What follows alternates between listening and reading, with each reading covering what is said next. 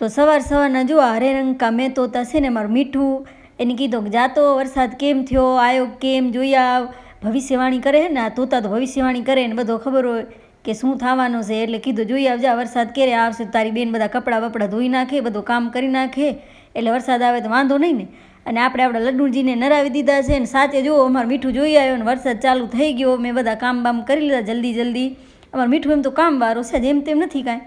અને મેં પછી થોડુંક સ્કિન કેર કરી લીધી. હમણાં હું બહુ કાળી થઈ ગઈ છું અને બપોરના બનાવવાનું ચાલુ કરી નાખ્યો જમવાનું. તો જુઓ એક બાજુ મૂકી દીધા છે ભાત અને આમણે કુકર ખારો થાય છે એમાં ચડાવી છે દાળ. અને પછી બેન બનાવી, મેં દાળ ચડાવી હતી, બેન વઘારી નાખી. તો અમારી બેને દાળ વઘારી નાખી અને પછી બનાવ્યા હતા જારના રોટલા.